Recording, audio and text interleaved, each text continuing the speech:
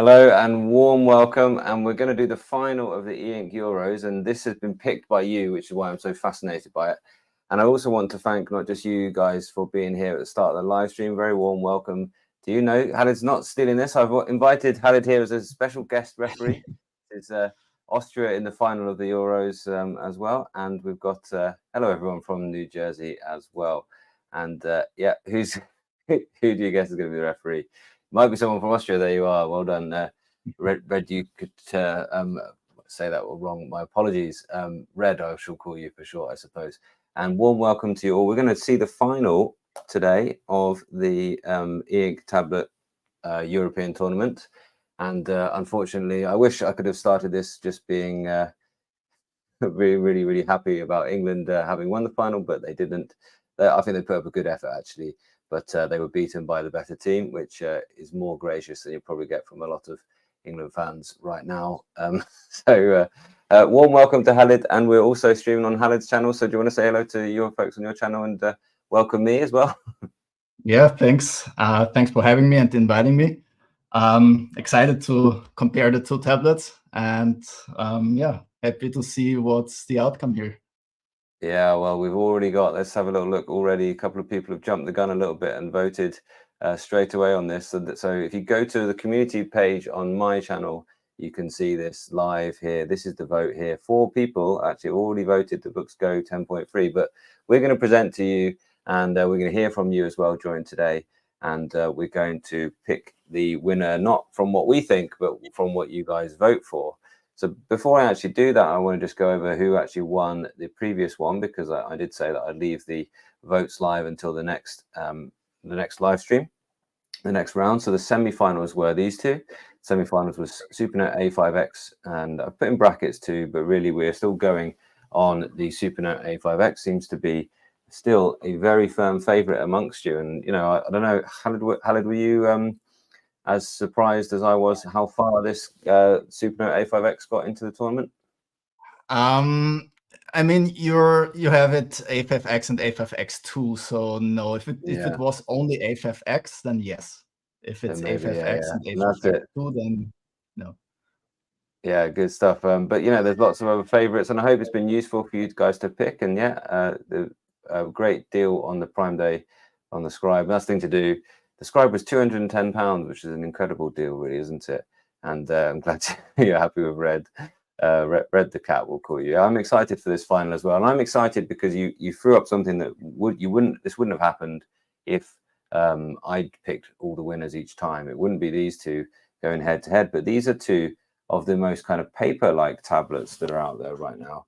These are two keyboard tablets which are very much more like paper-like than the others. Now, clearly, you're all more interested in having something that complements your existing laptop or your iPad rather than replace it. And I've read that quite a lot as we've done these discussions, that people have been thinking, no, this e-ink tablet is not designed, in my mind anyway, that's what you've said to me, it's not designed to replace your iPad or your laptop. It's actually to complement it. It's designed to replace paper.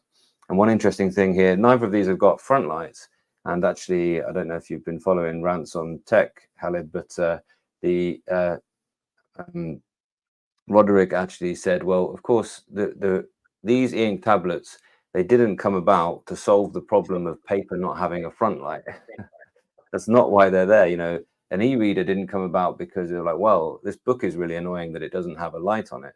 That's not the reason for them being. And actually, tech or anything, any product exists to solve a problem. And both of these two in the final don't have front lights. So you can see, though, they have crushed the color tablets there. They have absolutely crushed 6931. The Supernote A5X beat the Tab Mini C. So there we go. A tablet without a front light beating a full color with BSR. And once again, the Boox Go 10.3, Boox's latest tablet without a front light, 60-40 basically, 6 goals to 4, 59-41. And you can see, therefore, the Go 10.3 without a front light there, that has gone straight in and beaten the Note Air 3C, which of course is full color with a front light and with BSR. So, and quite, not neck and neck. The closest match, I don't know how much you followed this, Khaled, but the closest match was between the A5X and the Note Air 3, which was like 1 percentage point difference in it. So that was really, really tight. So people were clearly, you know, black and white. It's good enough for a lot of people. And that we've got, here we are with two black and white with no BSR, no fancy color e-ink, straight in, you know, classic black and white e-ink screens with great Wacom EMR tech and very much focused on the paper-like experience. So anything just to add before we dive into, and I'll just describe how this is going to work today. And you guys, let's say, go on to... Not really. I mean, I'm not surprised that it was this close between the Go 10.3 and the, between the Supernote A5X and the Note Air 3, because, but yeah, exactly this one. Because I think they are in a similar space, and you can obviously do more with the Note Air 3, but still similar space. And now we ended up with, again, two similar devices. Yeah, lots of dissimilarities as well, but yeah, similar in terms of the sort of the way that they're sold, at least, you know, the way they're marketed as these very paper-like experiences.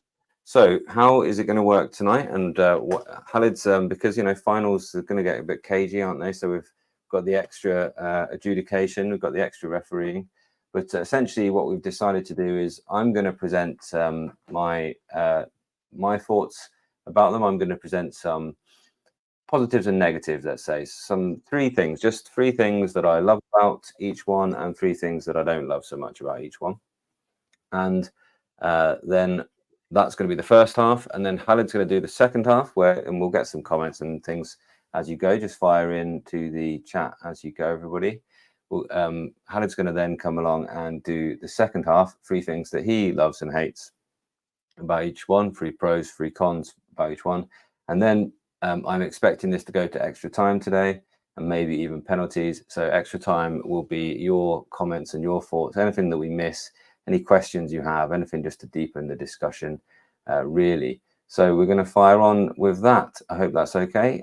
Interesting one. I disagree with the A5X2 in this tourney, as we're then rating things that don't exist yet. Yeah, not saying that because I want my beloved Go 10.3 to win. And it looks like early sort of indications, you know, the first goals of this so far are looking like they are going towards the Go 10.3. You see that 3/4 of the votes so far.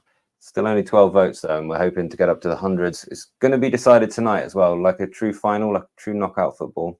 It's going to be decided on the night. So go ahead and vote in that in my community tab on my channel. I'll just refresh that just to see exactly the most up to date. Yeah, it's still looking about or slightly more towards the Go 10.3. So yeah, it's not really, I think, Lizzie, you're right. I'm not really thinking that it's the A5X2, but I'd have thought we might know a little bit more about the A5X2 at this point. And I think because you can't buy the A5X right now, I think that's why I included that in there as well. Go 10.3 because the Boox ecosystem allows for syncing PDFs and notes across devices. Yes, it does.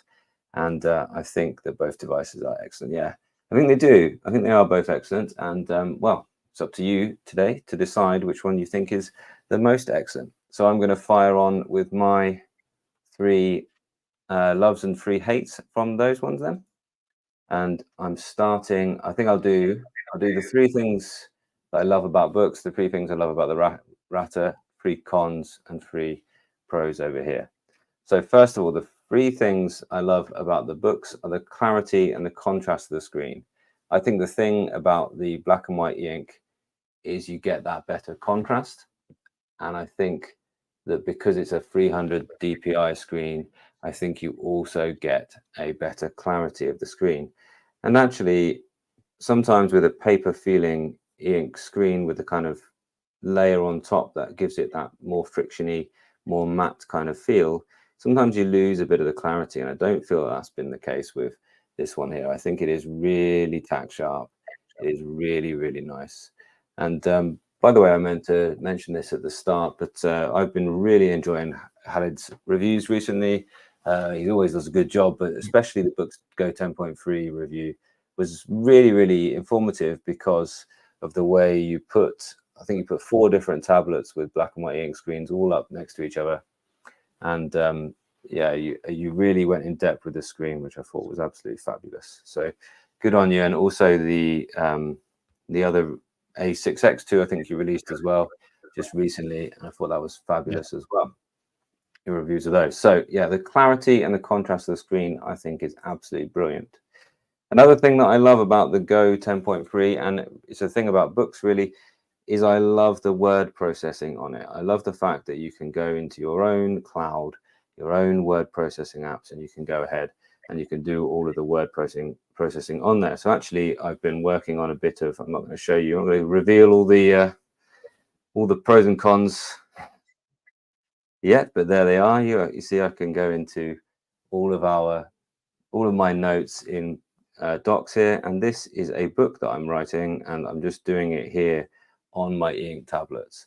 And although I could start bits of writing over here, I really find it just really nice that I can work here in Google Docs or in Word, should I choose, and I can get all of the sort of grammar suggestions, spelling, I can format it, and I can work really well on that. And the third thing that I really love about it is that I can use the Boox keyboard, which actually I think the Boox keyboard is really good, except for at times it does get in the way a little bit of the UI in some apps. But you can see I've got lots of different options with the Boox keyboard. I can either use the microphone and use the voice recognition, or what I have been doing mostly is I have been using the pen to do the handwriting recognition on a document like this. So if I go ahead and just make a new one, I managed to skip out of that there.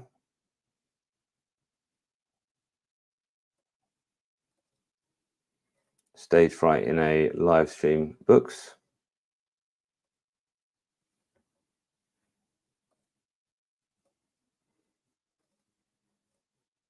I'll clear the memory and open that one again. And this will, when I say something that I don't like so much about the Go 10.3, you maybe see why. But in the Boox keyboard, I can use the voice recognition, which is very good. So I can work between typing with the voice recognition and then tidy it up if there's anything that needs to be tidied up, although it is pretty accurate in real time at actually processing the words and getting them right. You certainly can't do that on the A5X, and you won't be able to do it on the A5X2 either. You know, even getting things like A5X2 and A5X accurate.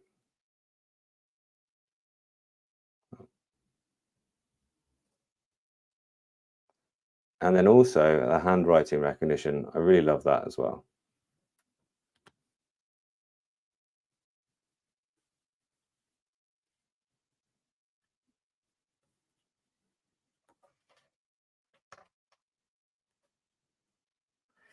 And I'm using a word processor and writing line by line with the handwriting recognition just as the keyboard input. So I'm not having to sort of let it do the whole document and then come back to it. I'm doing it line by line. I think that's really nice. It's a nice way to use the Wacom EMR.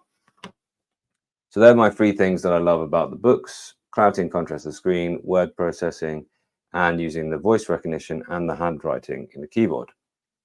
With the Ratter Supernote, my first thing that I love about it at the minute, I'm absolutely loving the drawing app. I think that's brilliant that they brought this into their ecosystem. I've talked about this a lot, but I just think for anyone who's a bit serious about drawing, then I think this is a bit of a no-brainer, really, that this app is the one to go for. I love just, you know, I wasn't expecting this. I wasn't expecting a full range of the different grades of pencil. So you can get nice dark pencil strokes and you can do nice light ones. So if you're used to working with pencil, these work really nicely. You can do your light strokes first and work through to the heavier strokes. You can then also add another layer, and I tend to do a tonal layer then with different types of spray can you can use, which give a nice texture. to your drawing, and then also inking on top of that. And you can do them all on separate layers if you wish to do that. I think there's still a way to go with that drawing app, and I think they could bring things like pencil tilt with the pencil tools to be able to do a bit more shading, a bit more realistic shading. But I love where this has started, and it's already my personal favorite place to be drawing, and you could see that in some of the drawings that I've made on there. And I also do, although I've said that I do like the fact that you can write into a full word processor on the books, I do like the fact that you get real-time recognition on your Supernote, and I think this is excellent. Now, so essentially in a real-time recognition notepad, everything that I write is being converted in the background. So I don't have to say, go ahead and convert that. I just click on the little recognition icon and it's already there. So even once you've got 3 pages on, you just click that and it's already there for you to check. It's already there for you to edit. And then you can export that in a multitude of different ways. So that's quite nice. So I said I wouldn't want to work through an entire book using that real-time recognition, but to get a bit of work started, like a lot of what I've been working on here, actually in this document I showed you, the book that I'm working on at the minute, a lot of what I'm working on actually began in this journal, this file that I've just opened here. And I then exported that down from the Supernote cloud, and I put that into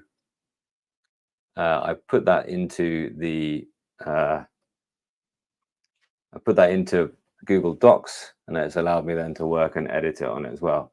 I will say though, we have one issue with that, which is that it's come through in these lines by line like this, and it isn't reflowed, even though sort of this sentence continues onto a different line, and then there's an enter, there's a space, there's a line break there actually in the copied text, which is a bit frustrating. Okay, those are 2 of my loves of it. I like the drawing app and I like the real-time recognition. But what I really think about it, what I really love about it is just this bespoke software experience. This software experience, they respond to the needs and the wants of their customers. So what I'm really thinking, what they're really nice is that they do, for instance, their customers, they ask them for a to-do list app and they brought it. They worked on it with them, they released it into beta, and they brought this to-do list app so that anywhere that you are in any notebook that you like, it all starts from the notebook, it all starts from any one of your notebooks, the table of contents and the star marks and the keywords, and now you can add the to-do list items from the notebook. So you can select something and make it a to-do list item from here. It will recognize the handwriting and it will make it a to-do list item with any date that you choose to. And now it's there as something you can tick off here in your to-do list. So, and that to-do list is global to the whole device. So I think that those things, if you are looking for a dedicated e-reader, if you're looking for a dedicated planner, a dedicated notebook, those items are real high quality of life items, really useful there. So those are my things that I really like about the 2, and we'll maybe summarize them just towards the end. But the things that I'm not so keen on, then going back over here, the case is a constant annoyance. I think we've complained about this case enough, but it is a constant annoyance.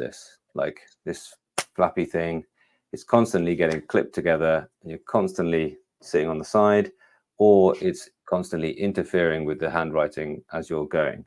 It's just not really, I see why they've tried to do it, but they should just, everyone liked the previous case, the Note F3 case, so they should have just copied that, given us different colors and textures, sure, but they should have just copied that. So the case is annoying.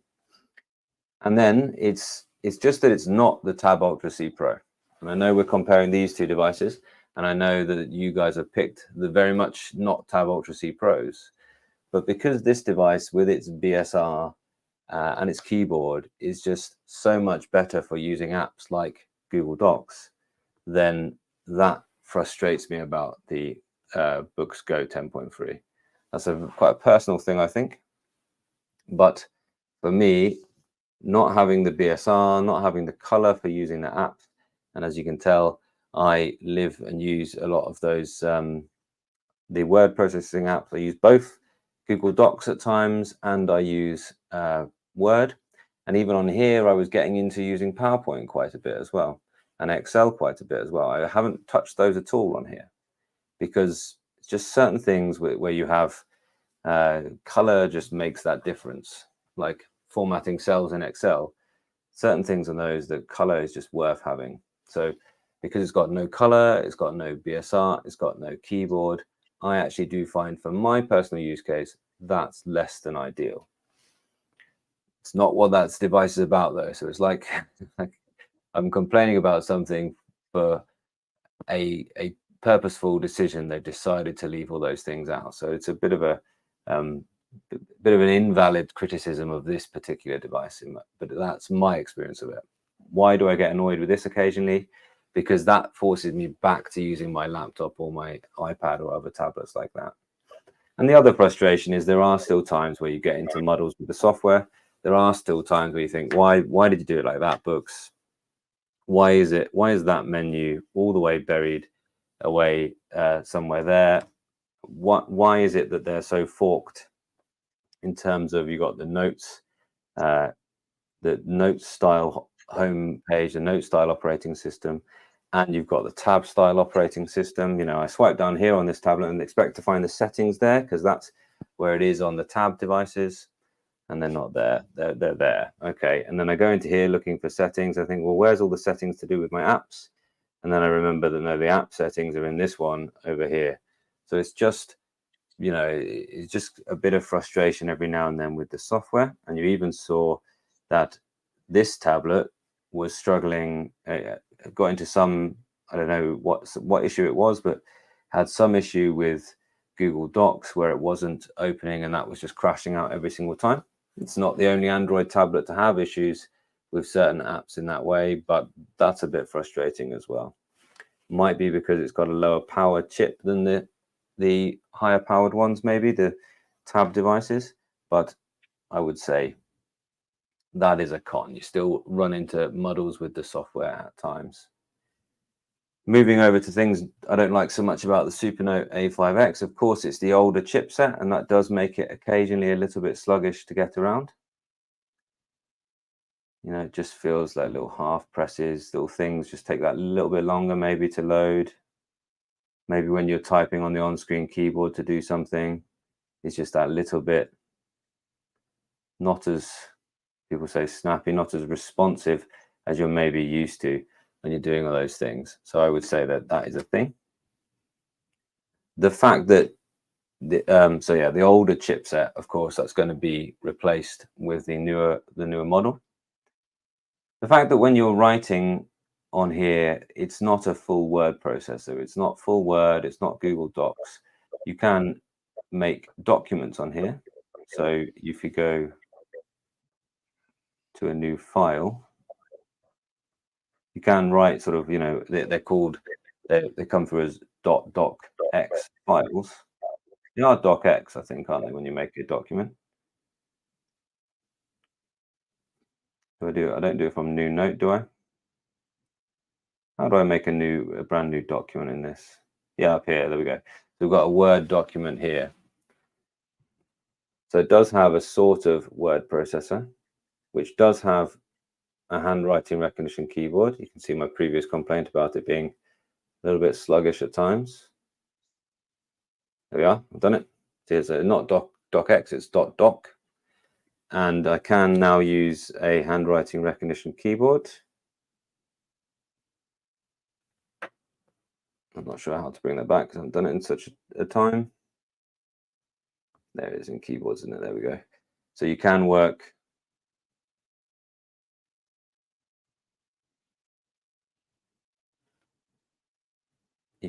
with handwriting. And it will convert that, will it? There we go. But it just, you know, as you can see, it's accurate. But of course, you're having the issue where you haven't got all of the access to all the formatting and everything, all the niceties of a proper word processing app. So it's not a full word processor. It's something that I find quite frustrating. And then lastly, as I said when I was talking about the real-time recognition, it doesn't come through in sort of reflowed lines. It comes through line by line. So when you take this off the Supernote cloud and you actually go ahead and sort of export that, you get this where it's, you know, a bit like copying out of a PDF sometimes. The formatting is not the way you sort of expect it to be. So it's not ideal. That's a bit of a frustrating as well. So it actually takes quite a bit of time to sort of re-edit that, because you just have to go through every single line and delete the enter. So delete the paragraph. So that is a bit frustrating as well. So those are my 3 loves and 3 hates of these 2 devices. Yeah, I'm going to sort of pass it over to you for just a moment, audience, because I would love to hear what you guys think about any and all of those. Got them just here. Look, the clarity and contrast of the screen. Love that about the books. Word processing, the handwriting, on voice recognition of parts of the keyboard in the Boox Go 10.3. The Supernote, though, I love the drawing app. Absolutely fabulous there. The real-time recognition is very good. It's very accurate. It's great that it's there and it happens in the background. And the fact that the bespoke software really does respond to what people actually want from their device. And then with the books, I really don't like the case. I really don't like that it's not the Tab Ultra C Pro, but it's got a lot of benefits, of course, on top of that as well. So I'm complaining about it being a paper-like tablet, essentially. And the software still has its kinks, its problems. And the errata, things I don't like about the A5X2, or the A5X rather, it's an older chipset. I don't think the A5X2 is going to have the world's most powerful chipset, incidentally, as well. Sometimes a bit sluggish. It's not full Word. It's not full Docs app, and the real-time recognition doesn't come through in an easily editable form. Okay, so that's the end of the first half. Whew, a lot in that one. Let's have a little look what people have said in here. This one always comes up, doesn't it? But scroll down on my community tab and go to what's he called? It's Tools for Tech. Great video. Did you see that one, Khaled? No, I haven't. Yeah, it's a really good video. Something that you and I have talked about offline quite a bit, is the sort of how often do they phone home? And he looked for it, and it was sending the only time it communicated anywhere out of wherever you set the server to was like 6 kilobytes or something like that, which was just like, hey, have you got an update? No updates today. That's all it probably was. It was very, very small amounts of data, so nothing to fear, I don't think, on that one. Glad to have you here, Vladimir. We're just reorganizing another live stream with Vladimir in the near future. And yeah, interesting to see where the votes have gone so far as well. The Go 10.3 is the first Boox device that has a very professional look and feel from a hardware perspective. Yeah, I think they've been sort of drifting towards a more professional look and feel ever since the Note Air 2 Plus, which for me got rid of the kind of brash blue and brought a kind of a nicer professional feel. But I agree, it's a really nice, you know, it is now the type of device that other professionals in meetings, they go, ooh, when you pull it out. It really is. But the Supernote has always been that. It's always been that, that's the real deal when you pull that out, especially with its accessories. Thanks, Fezzo. I'll just try and watch it because I also want to bring things closer as well, but I understand the autofocus isn't perfect on this camera. Should be, it's good enough. Clean white, yeah. I like the clean white. You like this design, Khaled? Design of the case, you mean? Not just the case, the whole thing. I think just the whole thing. Yeah, obviously it's incredible. I love how thin it is, and generally it's really well made. I think my only complaint was this this stripe on the back. Funny rail, yeah. I don't like the feel of it. But other than that, it's pretty incredible. I think that did a really great job with it. Yeah, I think Voya wondered whether that little plastic strip had to be there for the Wi-Fi antenna. Yeah, possibly. Possibly. But then they put that same onto the Go 7. It's not actually a different material, but it does have this kind of like mark on the back. So I wonder if it's something that they're going for to sort of delineate this Go series as well. Who knows with that one? It's a great design. It really is a good design. Yeah. Definitely. Just got this one today. Very excited. Mainly for note taking and viewing PDFs and presentations for uni. It will be fabulous for that. Absolutely fabulous. Yeah. And I think the fact that you can treat it like a notebook in that you won't need to charge it absolutely every sort of day. That's brilliant.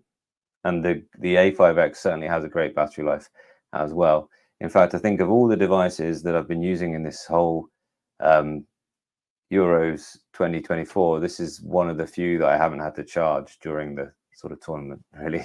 So that's something to say for it. Although I have been daily driving this one at the same time, so it's not totally fair. Yeah, the A5X2 is going to have the same motherboard and chipset as the Nomad, absolutely. But even that won't be quite up to the level of the Go 10.3 or some of the other e-ink tablets that are out there today. But still, yeah, it is going to be obviously a much improved chipset coming. Yeah, live stream. I'm glad to have you here. Absolutely, yeah. The pen for books is pretty mid. Yeah, exactly. Agreed. Yeah, I think you're absolutely right, and that's nice that you've got the option now as well. And yeah, other people don't care for that one as well. And you're having admiration for your Star Trek background there, my man. Thanks. Yeah. And then lastly, before we get started with the second half, so Khalid, I want you to make sure that there's an end change, please, for the second half. Can you make sure they're the other way around? I think they are automatically on your desk, actually. Yeah. Yeah. So you've got your Supernote on the left. Supernote, yeah. Yeah. So what's the chances Boox release a newer Note SC model later this year? I think they will. Yeah. I think that they will definitely do that. I don't know whether they'll do a Note SC. I think the next device coming from Boox at this size will be a Note Air 3 Plus, and I think that will have a bigger battery, 300 dpi screen, and I think it will have BSR as well, as you say, hopefully with some improvement to the way the BSR performs for battery performance. So yeah, you just need to switch them around, please. So it's the change of ends, so that Boox is shooting the other way. Sorry, is it mirrored? You don't need to do that. Yes, that's fine. Okay, over to you for your second. Yeah, then I will talk about my 3 likes and dislikes about each device, and I think you already had a great few points, and I will just add to one of your cons as a pro on the Go 10.3, which is Android. So one thing that's definitely great with Android is versatility of the Go 10.3. It's obviously not made for the e-ink screen, but still Boox did an incredible job with optimizing it for the e-ink screen. And I think that works incredibly well. Let's put this one aside for a second. That works incredibly well, even for apps that are not optimized. You notice here and there that it's not perfect. And that's what you mentioned with some apps. You just see that they are not meant to be used on an e-ink screen. But it's adding so much freedom to how to use the device. And I think that's one of the main benefits on having Android on here. So you can try it. If it works, great. If it doesn't work, you can tinker a bit with the ink settings. And if that doesn't work, which is rarely the case in my opinion, then it just doesn't work. But you have the option to try, and that's great. And I love that about Boox in general, but also about the Boox Go 10.3. So even when an app is not optimized, like I said, like the Kindle app, for example, it works pretty well. So you have the different viewing modes, and the tablet is set up in a way that it automatically switches to one of the faster modes if you drag and hold and drag the screen. So that's incredibly well done. And it's not just Android that gives this versatility, but the rest of the user interface as well.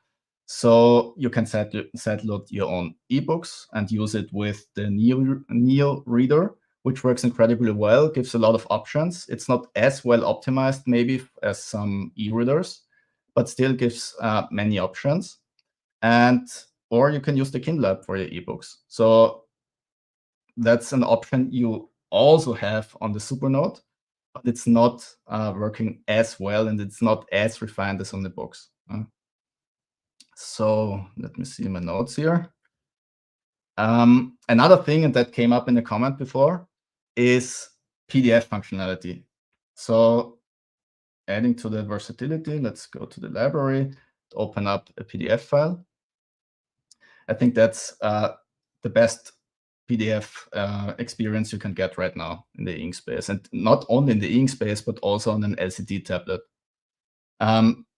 Zooming, pinch to zoom is not working as well as on an LCD tablet, but you have the incredible viewing modes here with the columns mode, and you can switch to a columns mode and just jump from segment to segment. And I think that's an incredible option to have for scientific papers, for university, and so on.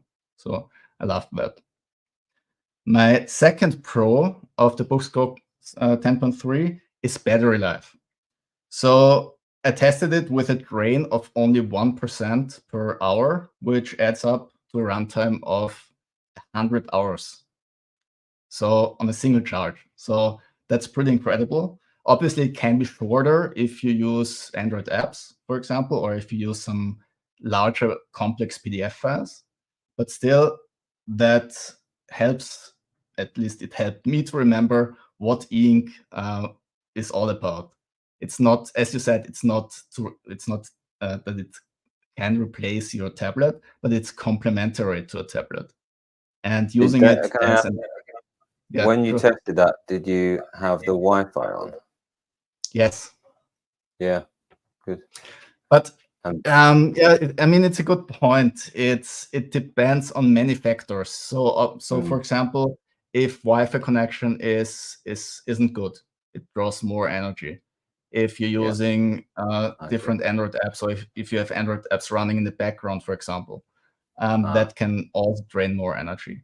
I also tested it with different text styling options. So I zoomed in a bit on the text and I made the text larger, which also drew more energy, just turning pages, than using the default settings. So there is a bit of variance to it, but still it's one of the best battery lives I have tested on an e-ink tablet in the recent past. And I think that's incredible on here as that's well. That was mainly reading. Yeah, it's reading. I didn't test the writing battery life because that's much harder to systematically test. So I use a capacitive touch input device that I put on the screen, and I just let it run for hours on end, and then see how much battery it drained. And that's much harder, obviously, with the Wacom pen. But usually I'd say battery drain with writing is about a third of, so you get a third of battery life compared to just reading. So give or take. Cool. Yeah, great battery life. Yeah, I'm certainly benefiting that right now because it's the one that comes back and forward to work with me at the moment, and I'm certainly enjoying the battery life and not just generally having to charge it at the weekend, basically. And it goes a week. Definitely. Yeah. So, and my third point I love about the tablet is screen clarity. You already talked about it, and I tested it on obviously just using it, you can see it that it's a perfectly readable screen. But also looking at it with close-up shots and under the microscope, you can see this screen is incredibly crisp. Not only because of the Encarta 1200 screen with great contrast levels, but also because it's so incredibly, it has an incredibly low display stack. So that's what I called it in my review. And what I'm talking about is that there is no frontlit layer. So the ink screen or the ink pixels are much closer to the surface of the device. And so it feels much more like paper than, for example, a Kindle Scribe, which still is a great experience in my opinion, but this one is more paper-like.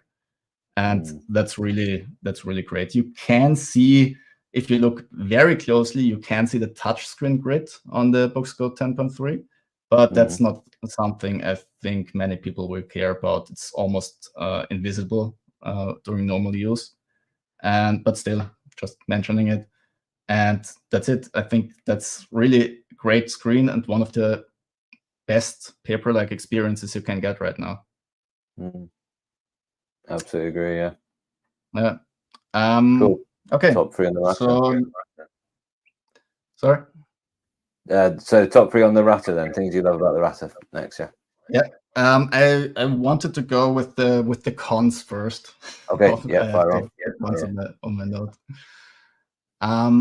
So let's go with my dislikes. And on the very top of my list is the pen attachment. So I think this is the weakest one I've tested yet on any ink tablet.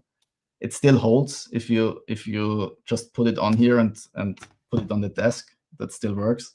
But if you carry it around, just one quick thumb movement and it's off the device.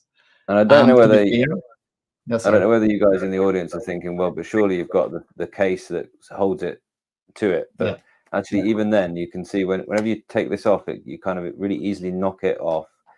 Yes. Even when I put it on, sometimes I knock the pen off. And even now when I put it in my bag, it's so easy to sort of accidentally push that up or down that it slides off. You know, it is an issue. Yeah, it's definitely. And I'm actually surprised they made it this way, to be honest. I mean, it's better than not having it, because on the Supernote you can't even do that. So you have it on the cover, the pen loop. So that's a difference. That's still noteworthy. I had somebody say that it's stronger if you have it like pointing upwards, so nib upwards and nearer the top. And I think that's true. It is stronger, but it's still not strong enough.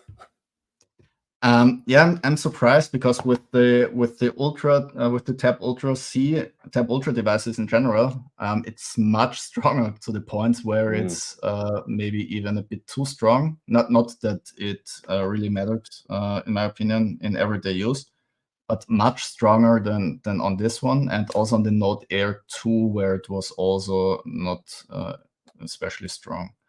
Yeah, and they did fix it on the Note Air 2 Plus.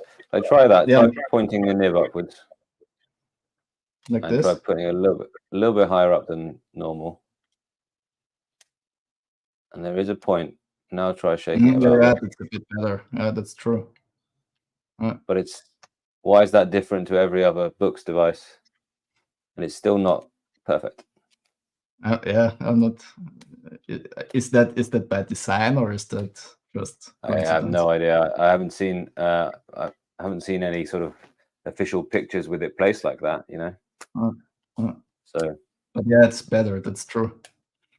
Yeah, but what I wanted to add is, if you use the case, it's also a bit better. So the case, I don't know if you can see that the case is a bit overlapping with the pen, and it's holding it in place just a bit. And now sudden movements don't easily drop it. So that's a bit better, definitely. And the images, the marketing images, all have it pointed nib down, so it certainly isn't intentionally that it's stronger pointing upwards. So. Yeah, and with the strap, obviously you can at least use it for transporting it in a bag, so that works better than not having it. At least, but again, so you see, I just remove the strap and it falls off. Okay, yeah. I think that's my biggest annoyance actually with the tablet, and that might actually go a bit into nitpicky territory, but still, it's something that bothered me during use with it.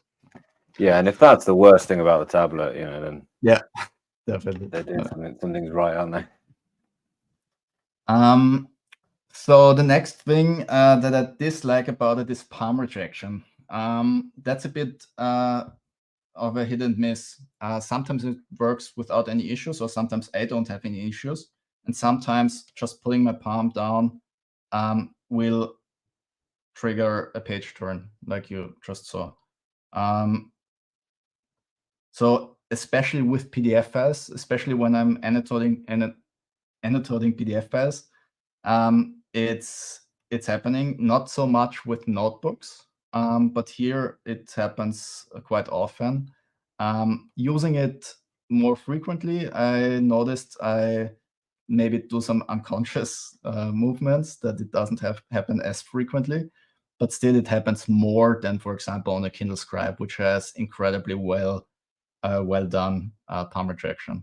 So that's something I don't like about it, but you can disable touch input, which helps a bit with that. So you can work around it.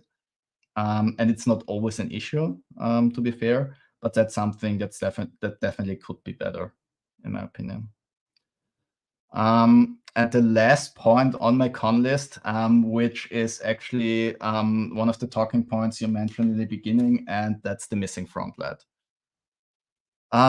So in my opinion, it's not an issue if you see it as a note-taking tablet.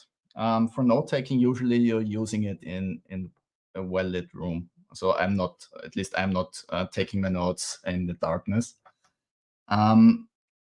But if you're taking versatility into account and use it as an Android tablet, it can be a bit limiting, in my opinion, because you have to have ambient light. I think it's not black and white. It's not great to have no front light, but it's also not a problem all of the time to have none. So you can compromise. You can just turn on your desk lamp or your nightstand lamp and use the tablet like usual. But still, it's something I prefer on an e-ink tablet, and that's why I'm not surprised that the Note Air 3 and the Supernote A5X was so close together in your previous match. I think those devices are actually pretty close, same as with the Go 10.3. But with the added front light, it just has a bit of extra flexibility that the Boox Go 10.3 misses. Again, it's not a big deal, especially you can work around it, but I personally prefer having a front light, even though the paper-like experience here is unmatched. That has to be said. And that's it with my cons. It's definitely a trade-off, isn't it? That front light versus paper-like. Yes, definitely. I think it's a personal choice there. What do you think you're going to prefer, and go with that? You know, just decide. Yeah. Can you see yourself using your note-taking tablet in? One do you of need the to use it as a things reader? I showed in my review. Sorry, didn't want to. Yeah, crack on. One of the things I showed in my review was how the close the pen tip was to the e-ink pixels, and that you can see very well that this is pretty much spot on the e-ink pixels. And when looking on the Kindle Scribe, you can see there's a tiny bit of room, of distance between the pen tip, and the ink pixels. So this is definitely more paper-like experience. And like you said, it's a trade-off, and you have to just decide if it's worth it or not.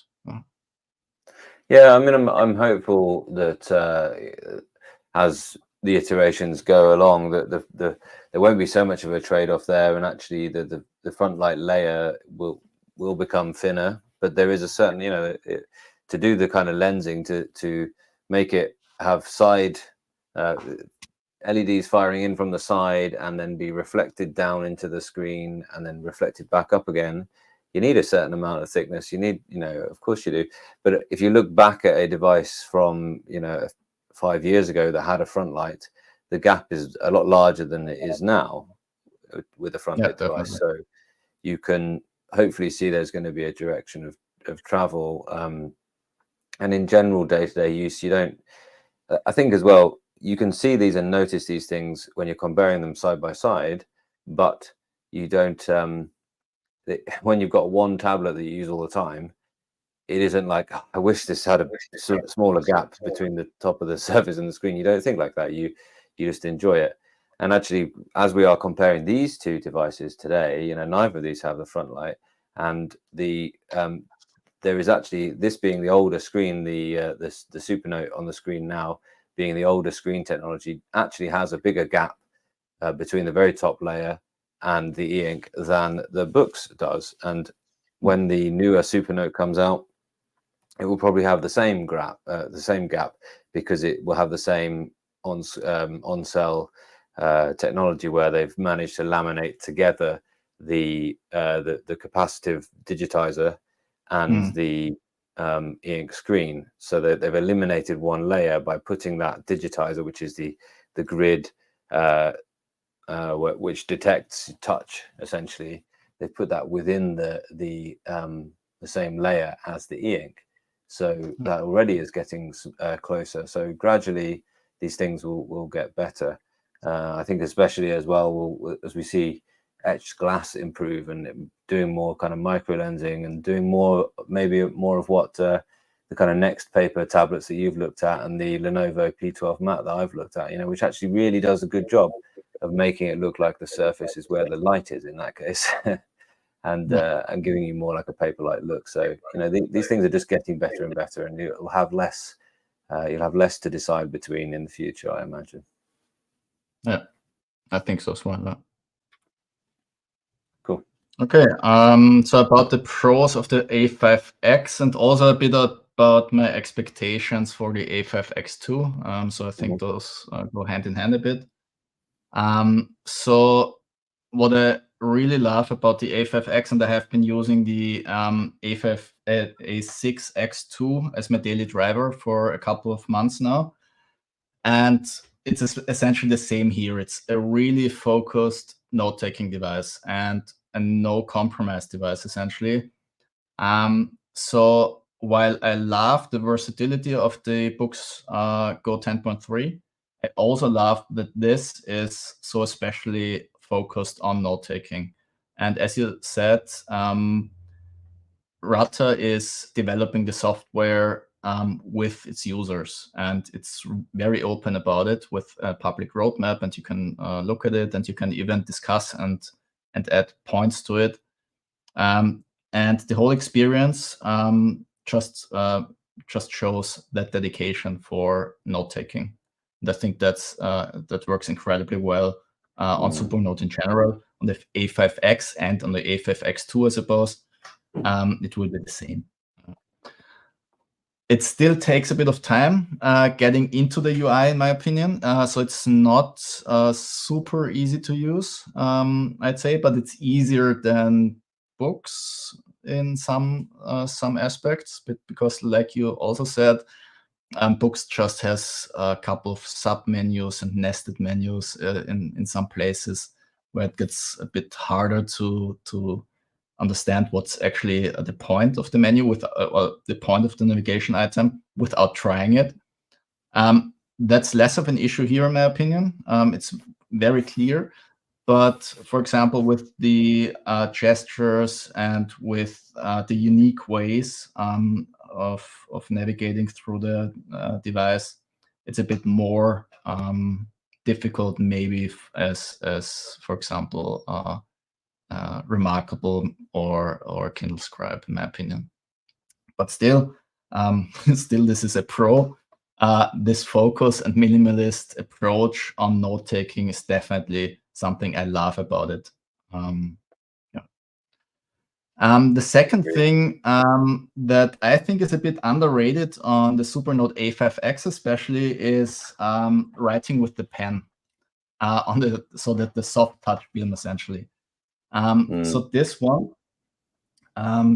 is the Feel-Write 1 film on here. And I actually really like it. It's really gliding smoothly over the surface. And that's a feeling I don't have on other tablets, essentially. Maybe what comes close are the Tab Ultra devices with the smooth surface, but still feel a bit different. I really love this about the Supernote A5X. The Feel-Write 2 film on the A5 or A5X2 in the future and A6X2 right now is also nice. Just one thing, if you get one and it's a bit sticky, you have to use it. That stickiness disappears after a while. That's something I didn't like in the beginning, and luckily that goes away. And it's also after that stickiness disappears, it's also easy to use and also very nice to write on. So the writing feel on here is actually pretty nice, and also the ceramic pen tip. So that's a very unique approach, and essentially you don't have to replace it.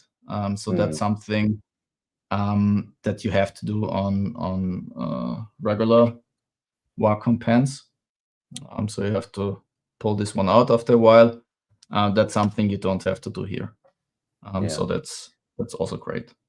So it's a really interesting point you raised. I think there's a bit of an interesting sort of further debate on this, really, because I mean, what are we developing here? What are they developing? Are they developing something to match paper, or are they developing the best writing feel for an actual digital tablet? And I think really we should start thinking more about the latter, because I really like that writing feel as well. And I agree, I like the smoother feel on the tab devices than I do the bumpy feel on the other device. And I think, you know, it comes down to preference, really.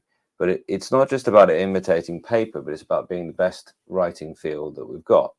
Now, if you think about this, I noticed on these websites that review all of the latest Android things, and there's another company that are bringing haptic feedback into their stylus. Okay, so they think that what we want is a stylus that shakes when you write.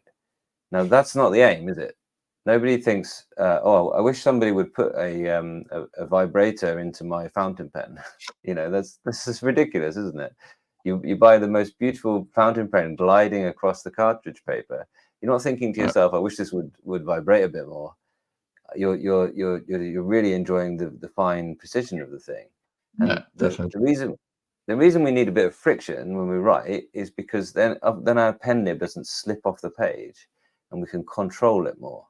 And this feel really gives you lots and lots of control. It's a bit of an odd feel, the Supernote feel, in my if you're coming from paper and expecting it to feel like paper. And I think the Feel-Write 2 does feel more like what you're used to eventually once you get past the stickiness, as Halid says. But I think that actually what's better, what you're looking for, is the best writing feel, full stop, not the most paper-like writing feel. And I think actually also the right balance between clarity of the screen and the grip, the friction between the pencil and screen. And we don't want, I'm not after something that sounds like anything. I'm not after something that vibrates while I write. You know, so we've got these tablets that are imitating the writing feel of paper by having the speakers of the tablet play a little scratchy sound when you write on it, and have the pencil vibrate. I mean, that is the most ridiculous. Like what somebody said, I think, Carl, it's one of your statements. You often say it's a solution looking for a problem, that, isn't it? Like, oh, we can put a little haptic motor in the pen.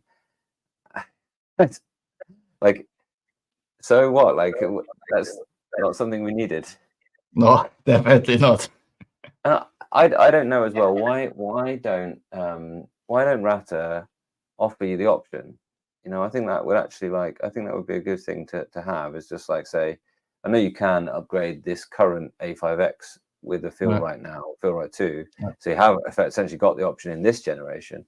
But why not just make it one of the checklist items? I mean, maybe it would just put up their manufacturing cost or something. But I think that'd be quite a cool thing to do, just to say, you know, what's your preference? Do you prefer more like a frictiony, scratchy sort of felt feel, or do you want to have a more like a fountain pen smooth feel?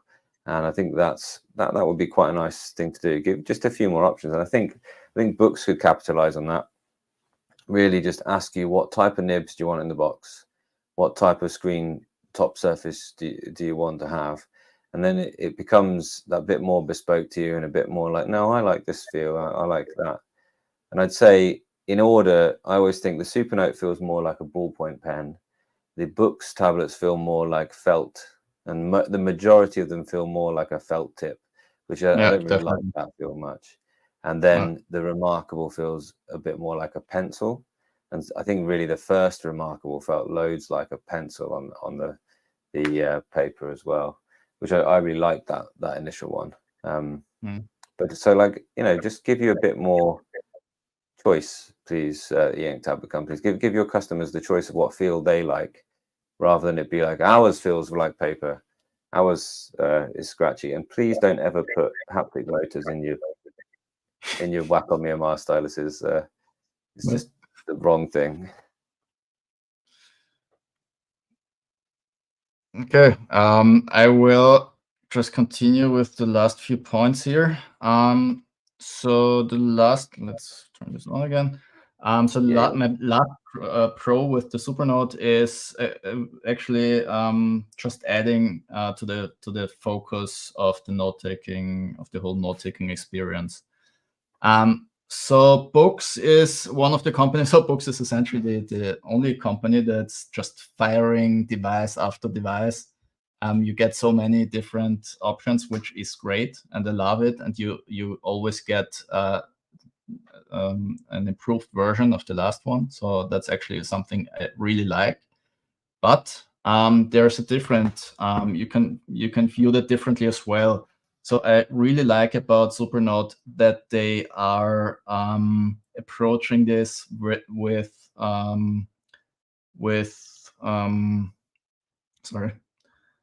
sustainability in mind.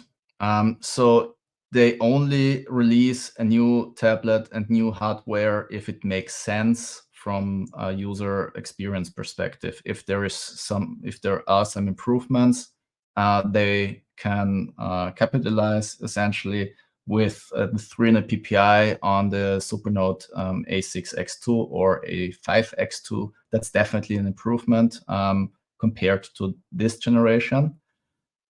But they are not releasing device after device after device. And that sustainability approach I really, really like here. So for the one thing, you don't have the feeling that you're missing out on something.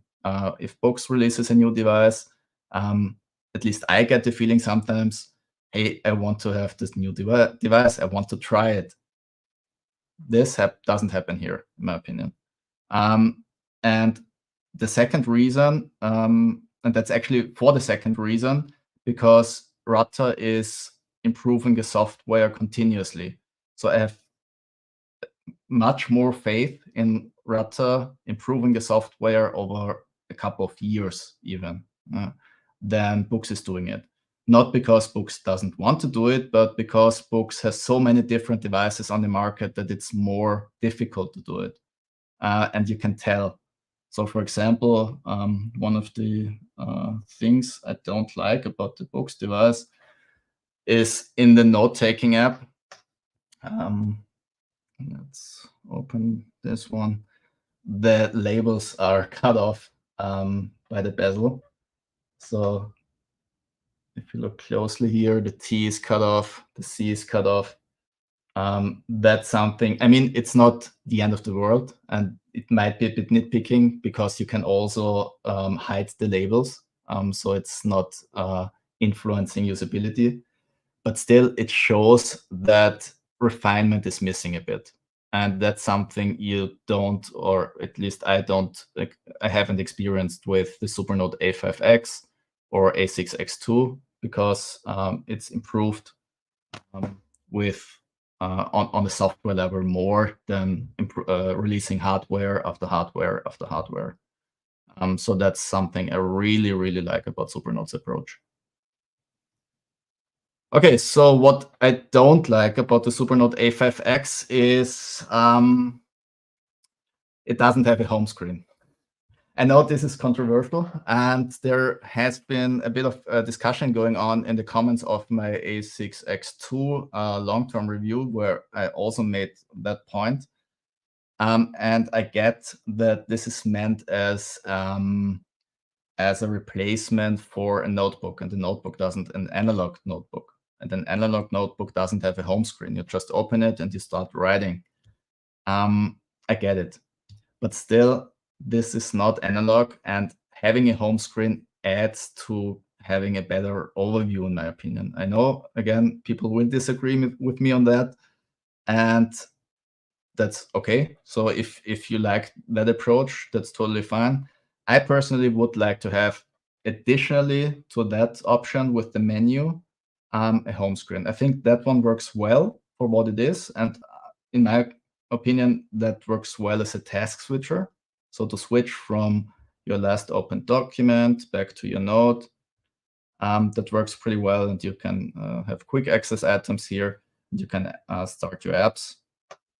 But still, having a home screen where you have an overview of everything, essentially a content hub for everything, I think that's missing here, to be honest. So that's the one thing I don't like about the UI, essentially. Hopefully, I think that's on the agenda. When looking on the roadmap, there is a point for a home screen, but I'm not sure if this is actively worked on right now.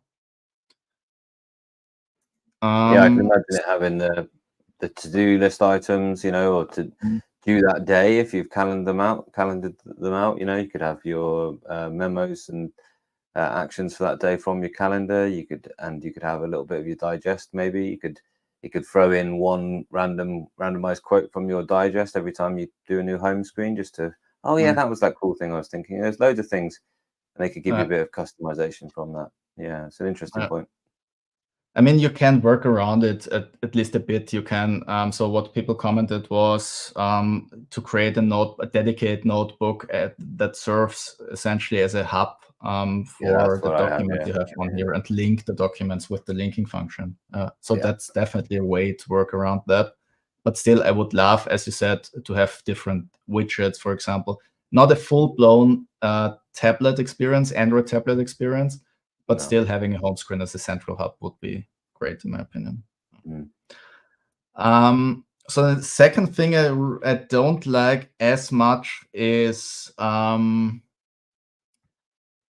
the EPUB and PDF function, and also the Kindle app, essentially. So it's great to have the option to have the Kindle app on here, and I'm actually not sure if I have used this on the Supernote A5X, but on the A6X2 definitely. But you can tell this is not what it's supposed to do. This is a note-taking device and not a reading device, and especially it's not an Android device that's meant for running apps. So, for example, scrolling through the list of items here is done in the HD mode with slow screen refresh, and you can tell with the flickering, it's not a great experience. So that's much better on the Go 10.3. So if we have this one here, you can see this is really smooth, even without switching an e-ink mode, because Boox has optimized the Android system much better for this kind of thing. But same for the for EPUB files and PDF files. That's not the main focus of this device, and I would actually like it to be a bit better. I think there are some good thoughts here, especially for EPUB files, with the paragraph spacing for better annotating. So that's a great implementation here. But I would like to have the option to change it. And you don't have many options here with ebooks, essentially. So that's one thing I don't like. And same goes for the PDF files. Let's open one real quick, which actually works okay for what it is. So you don't have special viewing modes, but you can pinch to zoom, which, as you said already, sometimes is a bit slow, but still works surprisingly well, especially with that zoom overview here. So that's actually not a bad solution, especially on the bigger screen. So on the A6X2, that takes up much more of the screen. So this one is actually a good experience, but still it's not the same great experience as with the different columns modes on the Boox Go 10.3. So I think the Boox 10.3, Go 10.3 is the better experience for PDF files. And my last point is, so I have to check what my last point was. Oh yeah, the missing front light I also mentioned with the Go 10.3. That's obviously also a thing here. I don't want to repeat what I said with the 10.3. That's all still true for the Supernote A5X. But adding to that, it's obviously the lower screen resolution. So that's one of the points. And the bit lower contrast. The contrast is not bad at all here. So the e-Encarta 1200 screen on the Boox Go 10.3 is better, but the Supernote A5X still has a good reliability with good contrast levels. But compared to the Go 10.3, it's not as good, simply because it's not using the latest technology. But I fully expect the Supernote A5X2 to be on par with the Go 10.3. Yeah, that's essentially it with my pros and cons for these two devices. Amazing. Let's well, I personally think this is a incredible contest, and it's going to have to go to extra time, which is going to be looking through some of your kind of comments. Let's just pop like I did with mine. Let's just pop Khaled's points up on screen as well, just so we really can kind of make sure we've got a head around them. Love of the books, versatility in Android, lots of good points there. Battery life and screen clarity. But didn't like the pen attachment, palm rejection. I think that's a really good point, incidentally. It's something to kind of get used to. You pop the nib down first, then your palm, and you don't get the issues. But there is a bit of an issue with that. It is a minor thing. It doesn't happen all the time. And it happens more in other apps rather than their own apps, incidentally. And the missing front light, again, which can be put in the cons pile, of course. And yeah, minimalist setup and focus from Rata, writing feel and the ceramic tip. We discussed that at length, and continuous support. Yeah, absolutely. And the sustainability thing, a few people agreeing very much on that. Very much agree on the last point. Spent a lot of money on my Note Air 2 Plus less than 2 years ago, and it feels how old it is in terms of books releases. And that isn't the case with well, the A5X is still the current one, and it has been for the last sort of 4 years. And yeah, I think good discussion on the home screen. I think that they've got to do it in their own way, haven't they? They've got to make it make sense for their user interface rather than just stick a home screen on. So take your time on that, Rata. But I think more can be done with that swipe down from the bar, can't it? I suppose it is quite nice that you still sort of see a little bit of your note and you straight back into that same note, but you can still do something like that. And yeah, the reading app, bit of development on there to give you a better. It's not the one to choose if you're mainly reading on it, and you really made that point in your A6X2 review, which I thought was really clear, really good on that. And then again, it's the older technology, so you've got the lower contrast screen and the low resolution screen. And you do miss the front light if you want to use it for reading. And like you, if you're like you and you've been using e-readers for so long and evaluating them, and you're so used to the front lights, I'm sure that is quite amazing. Interesting voting so far, and the Boox Go 10.3 is well out ahead. We're almost up to 100 votes now. But interestingly, it started off like this, and then it shifted slightly towards the Rata. Sorry, it shifted a bit more towards the Go 10.3. We were up to about 80%, 20% a little while ago. So recent votes have actually gone for the Rata Supernote A5X a little bit more than they've gone for the Go 10.3. So it's increasing, and I think if you're a Rata fan in there, then you need to maybe do a little bit of convincing people to vote the opposite way than they have been. So we'll have your kind of comments and things at this point now, and because we're into extra time. This might even go to penalties. It's not looking that way, but you never know. So let's go back a few and just have a little look. Yeah, I think we got up to this point here, didn't we? And so yeah. Seeing a good number of broken screens on the Boox subreddit. Is it a problem for Supernotes? I mean, my first thoughts of that, Khaled, I don't know about yours, is, well, it's the same screen technology. So I think if it's a problem for one, it's going to be a problem for them all, really. Would you agree with that? Maybe, yeah, yes and no. Generally, so I think, I'm not sure what the A5X2 will use, but this one, if I'm not mistaken, is using a flexible ink screen. That's not on a glass backplate. So this one is more robust than the screen on Boox devices usually. So that's Ray. That's Mobius versus Carter. Yeah? Exactly. Yeah. If you see e-ink Mobius, it's got a plastic backing plate, and if you see Carter, it's glass, and glass is obviously more brittle than plastic is. So it's more likely to break if you're going for that. I don't know what the benefits of the glass is over the plastic one, mate. It just feels tougher, feels harder? I think it's cheaper to produce, essentially. I think you can use maybe some LCD production sites with the glass backplate. If I'm not mistaken, I think that was one of the advantages of it.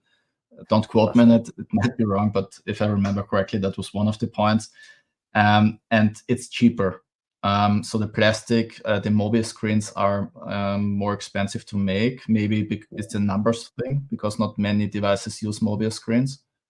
But they never really overtook Carter screens in terms of numbers. So only very few devices have Pocketbook Inkpad X, Inkpad X Pro use Mobius as well, and not many other come to mind, to be honest.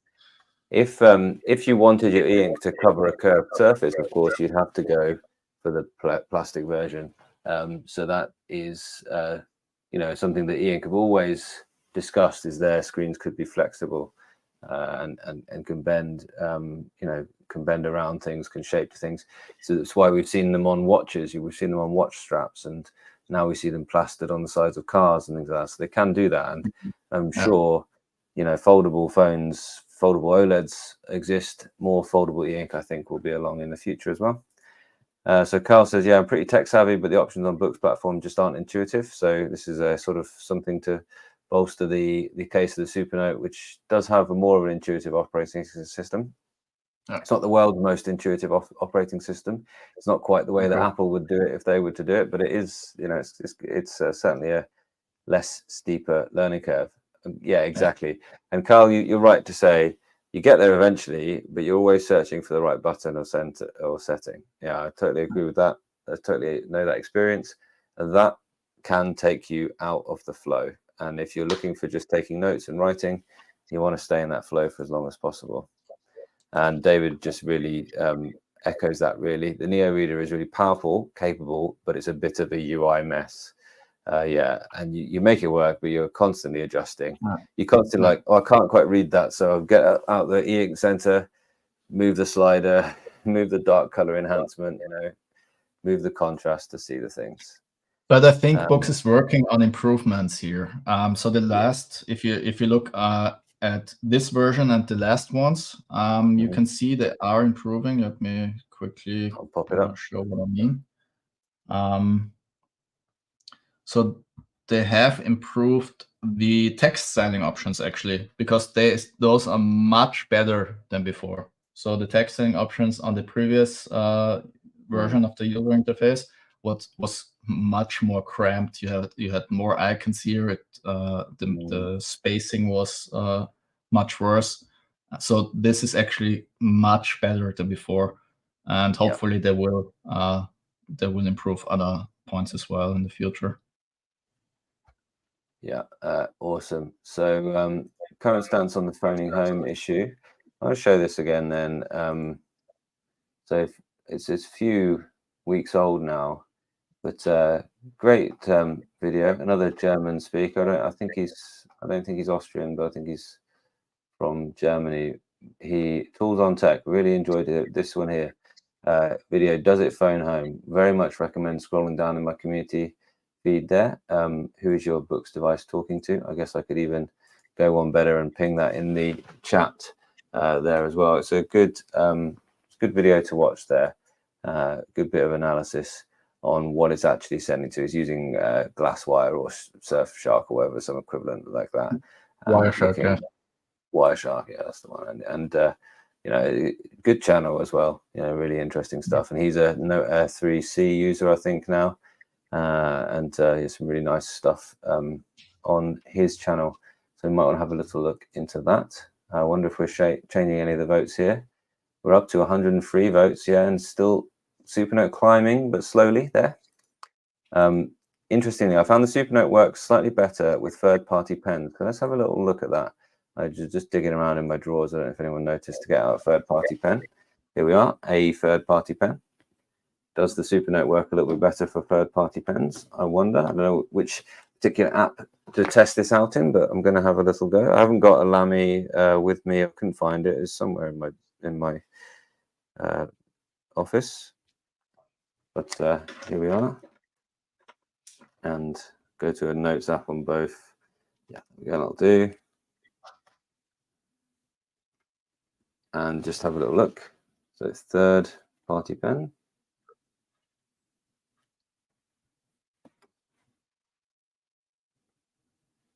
Certainly feels very accurate. I don't know if you've got a third-party pen there you could test out as well. Yeah, I had just tried the Lamy pen, but honestly, I don't feel a difference. I can't see a difference really. But I mean, if you've used it for a long time, I'm certainly willing to take your. Did you? Yeah. So you've done a similar thing there. There is the only real difference I've seen with third-party pens and first-party pens are with the pressure actuation point essentially, and the only device that seems any different to the others is the Remarkable. So I would actually personally, if I owned I do own a Remarkable. If that was the only pen, if that was the only tablet that I had was a Remarkable, I would stick with the Remarkable markers because I think that they are calibrated in terms of pressure levels more accurately. Although interestingly, I used to always use the Lamy, but with Remarkable nibs and the Remarkable One nibs, I used to use all the time. And I actually quite liked that, and so that was fine. So yeah, it was when I tried to use the Scribe pencil on the Remarkable I really noticed the difference, and the Boox certainly was not calibrated the same as the Remarkable marker was. Interesting. Solved the problem with the Go 10.3 magnetic pen cover by removing it completely and added a Supernote like loop. Yeah, have you seen this little hack as well? Yeah. Some people have added a little clip-on pen loop, just added it, stuck it on inside here, got rid of the attachment altogether, and just stuck it on essentially inside this little flap here, and then the pen can just sheath in like that. And of course, you can use a Lamy or anything like that as well to do that. So definitely a good use. It's an interesting one. If the writing feel was halfway decent for Boox, I'd go for it. You know, I'm familiar with the kind of thinking that in terms of writing feel, you've got Sony DPTs right up here, the Rata sort of ever so slightly beneath that, and then maybe you put remarkable slightly higher than Boox and everything else. You know, I think Boox, but generally, once you get beyond a certain level, I think I would describe most of the main tablets as having a decent, certainly a half decent writing feel. But yeah, I can hear you. Certainly, if you are the type of person that refuses to write without a premium pen, then you want to go with the Supernote. Really, it's a great writing feel, and I don't love the Boox writing feel, but I don't have problems with using it either. Anything to add about that one, Khaled? No, I agree. I think it's fine. I don't like that pen, especially the pen itself. The writing feel, I think, is fine. The latency on Boox devices is a bit different from device to device. So the BSR devices have better pen latency, so that might add to a better writing feel. This Voice, one is a bit on the slower side. Yeah, Voice obviously just not produces slow, 10.3. not slow, but slower. No, yeah, that's right. Voice just produces 10.3, and obviously he does his very excellent test. That's the best sort of comparison data that we've got for these things, really. And he puts it at, I think, sort of 0.38 or something around there, which isn't anywhere near the best, but it is still perfectly fine, and something that when you're using it without having it side by side something else, when you're using it like that, you're not going to notice that latency and be annoyed by that latency in the slightest. What was our voting? Interesting one. So should we do out of these two? What's your voting out of these two right now, Khaled? I have to go for the Boox Go 10.3. This is really an incredibly well-made device. All things considered, it's not perfect. None of the devices are. But this is really, really well made, and I really like using it. So the A5X, you can see it's a bit on the older side from the build. So it's a bit thicker. It's a bit it has a lower contrast. It's a bit slower, so I have to go for the Go 10.3. What would have been your vote for the whole entire championship then? That's a more difficult question.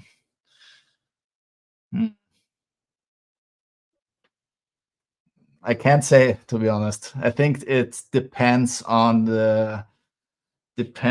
too much on the use case. So one device is better as an all-rounder, another one is better as a note taker. So I'm not sure if I can name one as an overall winner, to be honest.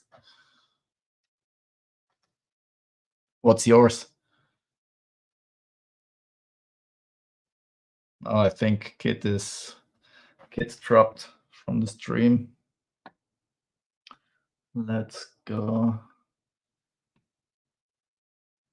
back up and see one of the next questions. Maybe he can follow up on his voting when he comes back.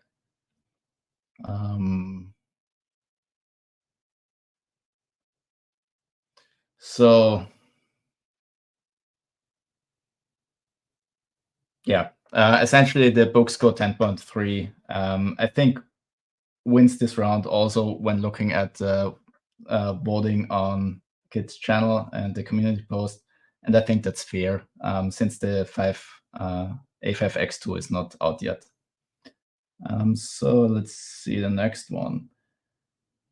Color ink is still 2 to 3 years out due to terrible battery life. I think one of the main reasons for the bad battery life is the Boox Super Refresh technology. So that's one of the main reasons the recent Boox devices have bad battery life. And I think it's not only so. The main difference to the Go 10.3 is here it depends much more on the application. So if you're reading, it doesn't need much power. If you're using Android apps, it draws more energy. That's a bit different on BSR devices. So those draw more energy in general, and you don't notice apps and more complex use cases as much in battery life. So essentially, battery life is lower in general with color ink and BSR devices. That's definitely, it's a trade-off, because BSR devices with the Boox Go technology offer more flexibility, even more flexibility than the Go 10.3. But I think it was a smart choice to not include it here on the Go 10.3, simply because I think as a note-taking device, this needs to have the best battery life possible, and that's the case here. I had a power cut. Oh, okay. Excuse me. Yeah, I just continued. Maybe let's go back to the question. What's your voting?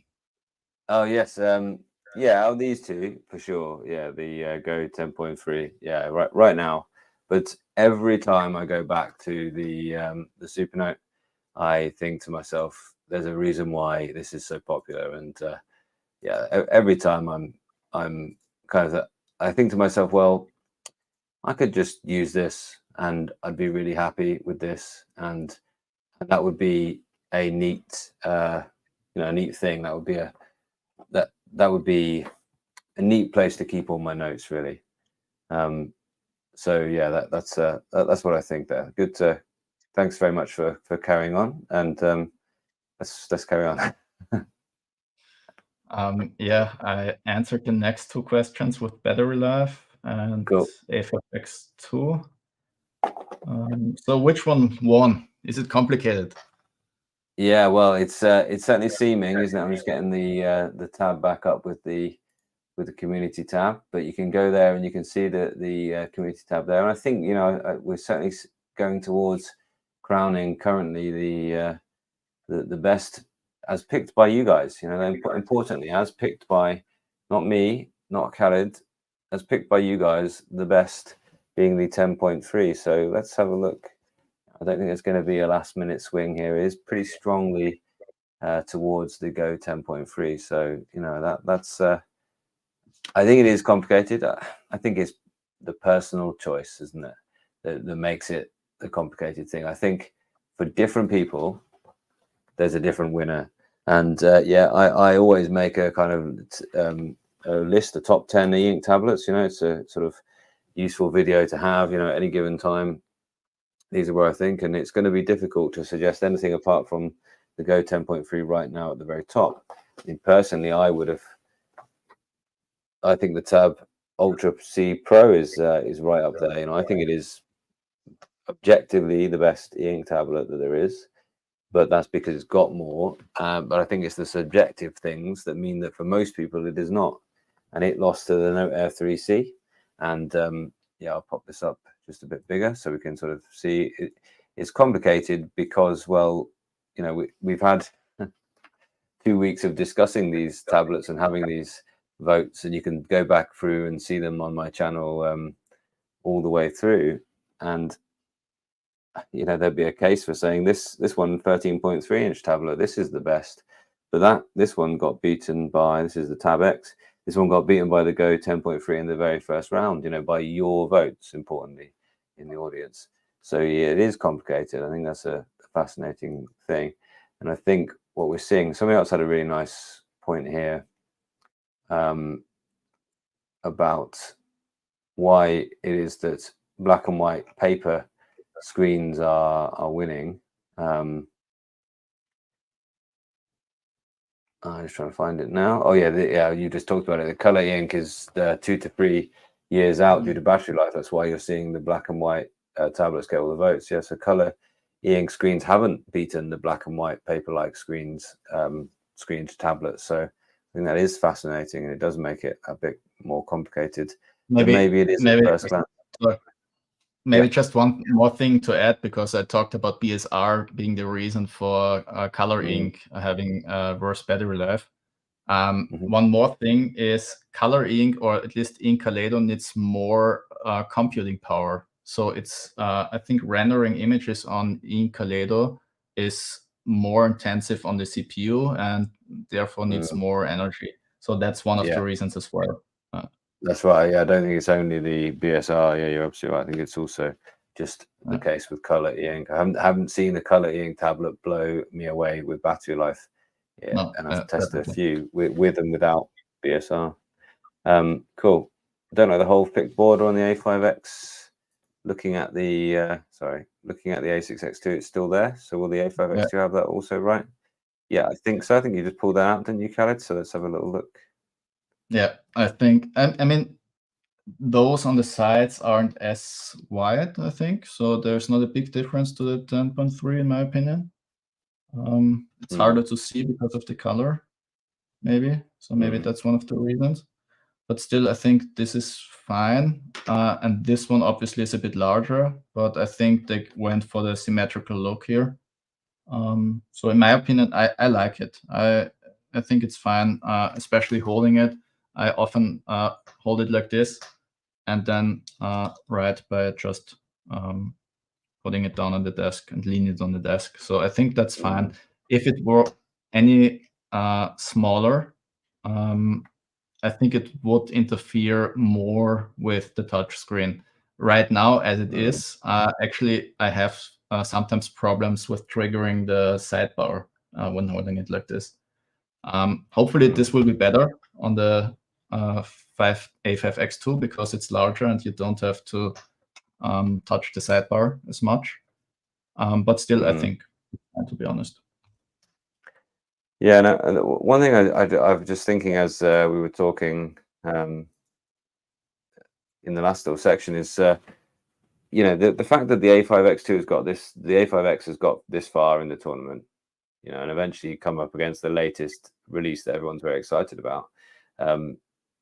Think what the A5X2 is going to do. You know, that's going to be incredible for people. People are going to be really blown away and really excited about the device. And then think about what an A4X could do. And yes, somebody asked in here, S Delta asked, are these like the same as the A numbers for paper? Yeah, absolutely they are. It's a sensible naming scheme because, you know, if I tell you this is an A4 device, because it basically is, then, you know, that's a better naming scheme for me who understands those paper names perfectly well. That's a better naming scheme for understanding that rather than saying a 13.3 inch device. So yes, absolutely. And now if they're going to release an A4X or an A4X, then that all of a sudden can really be the big paper-like of choice, really. And I think that's going to be really exciting once we get all those releases to do something similar in the future, and maybe sort of seed them a little bit and think about not comparing apples with pears so often, but really to think about, well, what do you guys think? As en masse, you know, what are the preferences? Because en masse, it's come out that you like the paper-like thing, and that you like the full Android, and you like the Boox platform more than this current iteration of Supernote. Okay. Yeah. Let's have a little think about a couple of things. Like to see the same link functionality copied over to PDFs and EPUBs on the Supernote. Totally agree with that. Yeah, absolutely. Yeah, the T's prototype picture, the breadth and width of the A5X2 and A5X are similar, yeah. So the border is likely to, and yeah, they'll need a bit of space on both sides for the sidebar. So totally agree with that one as well. People with bias for the Supernote, yeah, but it seems that there's enough people that are a bit biased towards Boox as well. Most of the screen damage are user caused. Yeah, this is when we're talking about the robust nature of the screen. The Supernote is the super robust one. Yeah, there's certainly my ink tablets. My ink tablets take a bit of a, you know, I don't purposefully damage them, obviously, but I have dropped them. I've skated them. They've bounced, and I haven't had one e-ink screen fail on me. Have you ever had an e-ink screen fail on you? One actually, but I have used many devices. So one is only, I'd say, 1% of my devices. Yeah, it's not bad. And actually, I dropped the A6X2 a couple of down a couple of steps, and it survived without any problems. So the screen is not didn't break, and only got a few scratches on the back of the cover.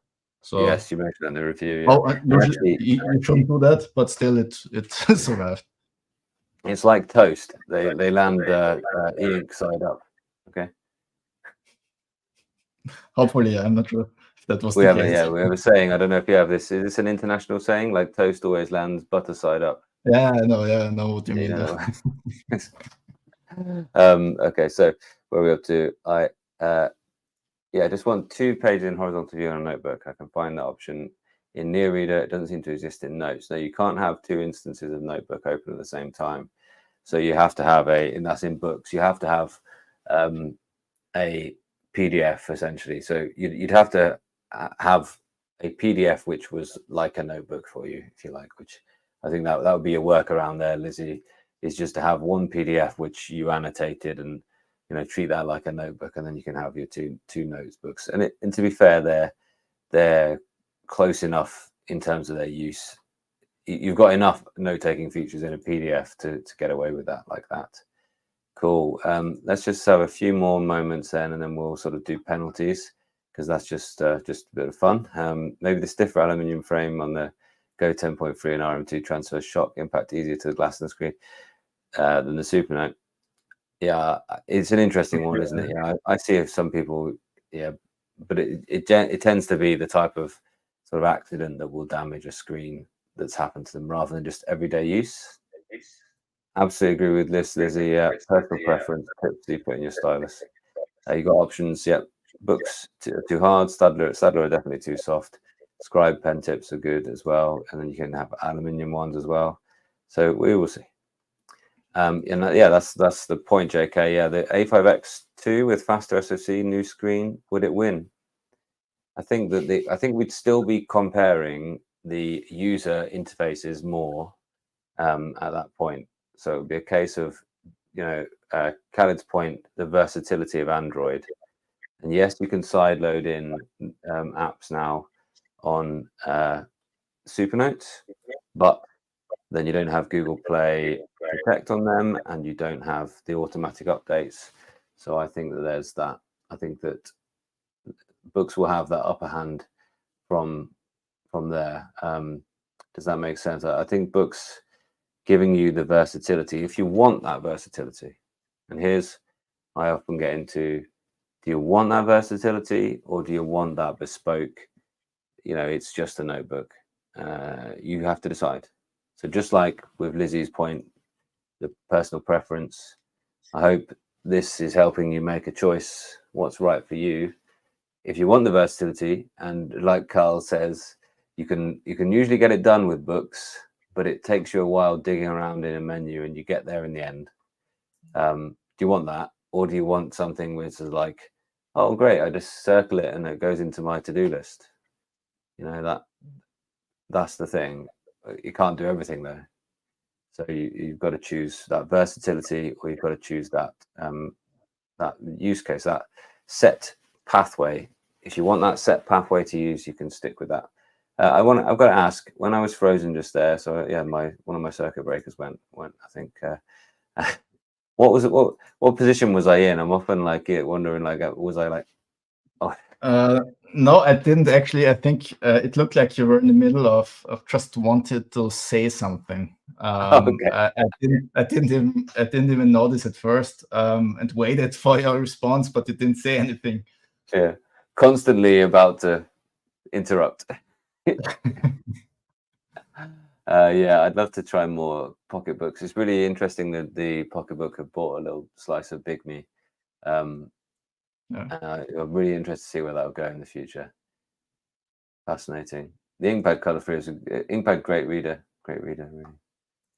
Boox released in April an excluded version of an Air Free on the Chinese market called X3 Pro. Carter 12,000 screen. Yeah. So exactly, that's what I think will be the Air Free. Yeah, I agree. Air Free Plus. Yeah, definitely. Disagree with Chris. I don't think battery life is a reason for people to stick with black and white. Eye strain from the brightness and not looking like paper yet. Yeah, absolutely, Lizzie. It's definitely a stopgap. The current color e-ink is definitely a stopgap. I hope. I mean, my dream scenario, and this is total speculation, would be that Apple are working with e-ink right now to develop some exclusive kind of e-paper product, which is going to have the most incredible thing, and they'll they'll work with them to the point where they'll be allowed to call it Apple paper, and it will be an incredible, it won't be an e-ink iPad. I think that they will make something ludicrously thin, and it'd be like, we've just invented e-paper, everyone, and that's what they'll. I just hope that's a possibility. So I think that that where color e-ink could go with a bit of, not a bit, but a lot of like work, it could be something that's incredible, like just be your little note-taking sketchbook with proper CMYK, proper e-ink pods. Like there's got to be something they can do with the kind of might of both of those companies working together to an end. And I think that someone will say, well, no, that's not the way Apple are going. Apple are going for Vision Pro. They're going for immersion. And I don't think that the two are like exclusive. I think that they recognize that there are times when you want to work in a immersive, or not work, or at work or play, whichever. You want to be in an immersive environment. And there's times when you want to be working with a piece of paper, that those two things aren't going away. They're not mutually exclusive. One of them is not going to win. You will want 2 hours a day in your VR goggles, maybe, but you'll want a lovely reading session at the end of the day to reset yourself down into getting ready for bed. So I don't think Apple need to decide one side of those. I think that they're more looking for giving you more things into your whole tech experience, if that makes sense. And I think e-paper is definitely part of that. It certainly is for me. Fascinating. Yeah, we're definitely looking at 2 different generations. Yeah, totally current and 4 years old. Color ink, yeah, needs more front light again, which is the reason why the energy gets sapped on color ink as well. Never used Note F3, but why would you go for a Go 10.3 instead of a Note F3? The 300 ppi and the closeness of the ink to the top of the paper, essentially, and also less heavy, thinner, and cheaper as well. Yeah, so haptics. I think haptics are also better on the Go 10.3. Not bad on the Note Air, but still better here. Yeah, so the way it feels when you're writing on it. Yeah. Yeah. It is a bit odd, isn't it? And again, this is why the Note Air 3 Plus will probably be in that kind of 450 bracket, I suppose, and be therefore quite a bit more expensive than the Go 10.3 because it'll gain the 300 ppi. Not sure which tip we're talking about there, but thanks anyway. Okay, iPaper. No, I think they'll call it Apple paper rather than iPaper. I don't know why. I think that, and so would I, Rad, as well. I'm not a huge Apple person by any stretch of the imagination. I'm not an iPhone person, but Apple make the best iPads, and it's a little joke, but they do. They honestly the best like LCD tablets are Apple, and I think they would make a really. The thing is, I think they'd do a fantastic job of all of these things. I think they'd get the look and feel of it right. So they get the aesthetics right. Obviously, they're the best of that. There's no disputing that. They'd get the pen input right. They'd get the user experience right. They wouldn't just make it, oh, you can install any Android app. They'd work with really good app developers to get you a good range of apps, but also make sure it was a really bespoke, the Apple apps that were on there straight away would work really well. And of course, it'd all sync in with all your iCloud things as well. I think they would just do all of the kind of things that we've said pros. Yeah, exactly. They'd get the software right, wouldn't they? Just one thing they don't get right is the price. Yeah, for sure. It'd be ridiculous, but I'd still, again, I'd still go for it because I think they would do a fantastic job. Yeah, definitely. I don't think they'll go in for it while it's Kaleido free, while it's got all its flaws. I think they'll go in for it when it's, and I think they won't have a USB-C charger on it. It'll be too thin for that, though. So they'll be like, you have to have MagSafe accessories. But they'll maybe even sell a desk in a couple of years' time, which is like 20 grand worth of desk or something, because it can charge your devices or something along this lines. But Interesting. did you have a look? Did you have a look at the iPad Pro? Yeah. With the nano edge glass. I think that's 2,000 euros. 2,000 minimum. Yeah, exactly. Because you have to go for the larger storage option and then pay on top for the nano edge glass. I think 2,000. It's crazy. Yeah, and they're going for that ultra thin and light. But when they talk about ultra thin and light iPad, they talk about a sheet of glass in your hands. Whereas people who talk about e-ink tablets don't want a sheet of glass in their hands; they want a sheet of paper in their hands, or they want, like a thin and light notepad feel in their hand. And so they certainly aren't currently. The iPad isn't going towards that. The iPad is going towards being your everything device that you can carry around and not even think about it being there. Whereas the Mac's going towards being a studio device, and then this Apple paper would sort of take some of that. It would be your sketchbook, it would be your note taker, it would be your reader, it would be all those, all those things. Fascinating. Total speculation. Yeah, your USB-C has to be too thick in just a few years' time, isn't it? Latest announcement from Supernote. Maybe August. Was that just today, Red? Is that? I haven't seen that one yet. Interesting. So cool. Let's do penalties, and then that's us, I think. So we'll just check in one time. We're going to crown the winner now. But even though it's not for, even though it's not for,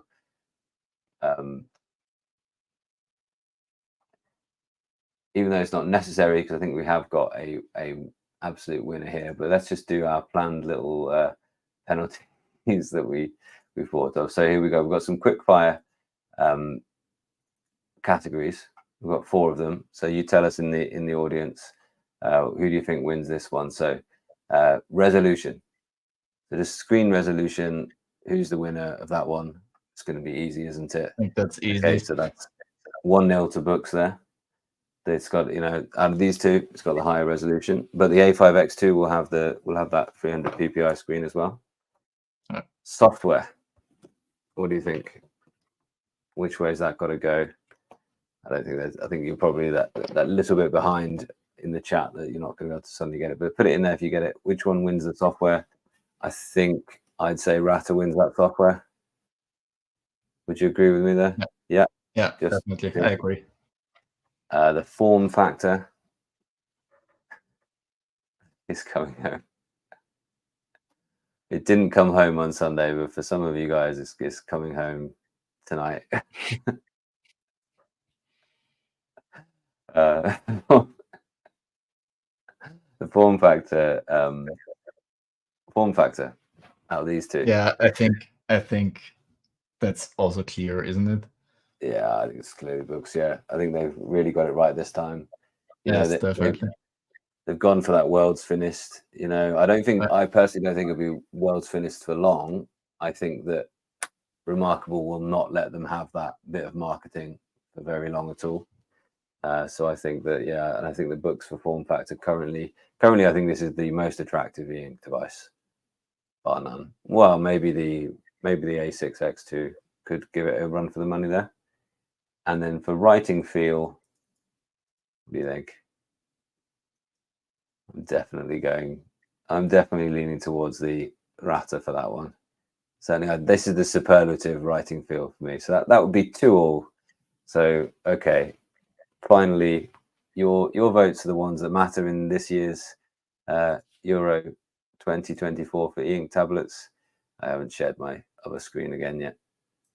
Supernote, yeah, the Boox is gorgeous. Everyone asks about it. Yeah, absolutely, they do. So here we are. Again, look, the Rata is climbing up, but it's climbing up a couple of percentage points at a time. But it's sort of 7 goals to 3 there, isn't it? Really, that's the sort of split we're looking at. I think we've got to crown the winner here. Is the Boox Go 10.3. It certainly is right now. Certainly is. It's the the tablet on everyone's lips, isn't it? It's the tablet everyone's talking about. It certainly is right now. It's the tablet that is the most popular tablet right now, and for very good reason. So no, because neither of us are on Apple. So because you can do that thing in the Apple camera, can't you, where you clap or something like that, or you say congratulations and the confetti falls. Oh, I should have. I don't know actually. We should have had something more to celebrate, absolutely. But there we go. Can you all do some confetti emojis, everybody, for the winner here? The Go 10.3. Books is my bay. If I was a writer, Supernote would be for me. Yeah, absolutely. Equally great, just different. Yeah, that's really good. Like it a lot. Yeah, interesting. These the gentleman, what channel that is, by the way. Jerry Rig Everything. Like he has ripped apart a couple of Boox devices actually. So go ahead and look over there if you're interested. Well done. There we are. We've got some confetti. Here's what you pay the extra for. Thanks, Caleb, for joining me. Thanks so much to you all for like following this bit of fun for a summer, kind of, just to celebrate comparing e-ink tablets, which is seems to be which I'm really glad about, that is a popular thing to do, just to sit and chill out and talk about e-ink devices. And yeah, well done to all the devices in this year's tournament, and I will see you again real soon. And thanks everyone who joined on Khaled's channel as well. So Thanks. cheers. Thanks so much, everybody.